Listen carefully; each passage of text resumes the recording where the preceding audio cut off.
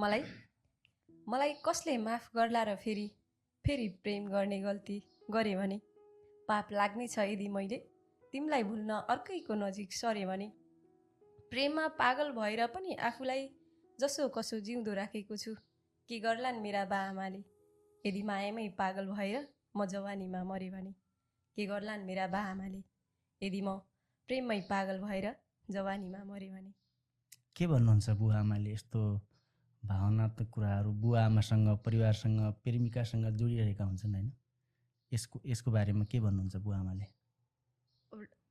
पहिलो कुरा चाहिँ अब भन्दा अलि आफूलाई पनि नराम्रो लाग्छ कि आफूलाई चाहिँ बाआमाले पढाउनु भयो होइन, हुर्काउनु भयो, तर मेरो ड्याडी मम्मीलाई चाहिँ पढ्न लेख्न आउँदैन। अब इन्डिया हुनुहुन्छ त्यति धेरै टिकटक पनि चलाउन आउनु पनि आउँदैन ड्याडीलाई। फेसबुकतिर हेर्नुहुन्छ कहिले काहीँ हेर्नुहुन्छ, के भन्नु त्यसरी त्यस्तो प्रतिक्रिया केही पनि छैन? नै, तपाईँले जे गरिराख्नु भएको छ त्यो ठिक छ भन्ने हो? त्यति हो, पहिला जे भयो भयो, अब चाहिँ बुझ्ने भएको छ जस्तो लाग्छ।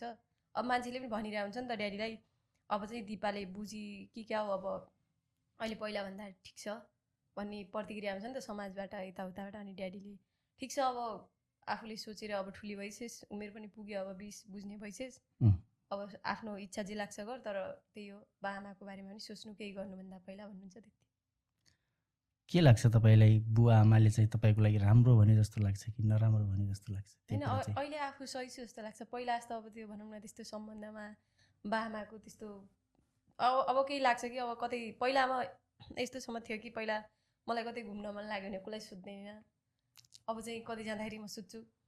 आफैलाई लाग्छ कि अलि पहिलाभन्दा नसोचे पनि अरूको नजरमा आफ्नो नजरमा अलि बुझे जस्तो लाग्छ मलाई।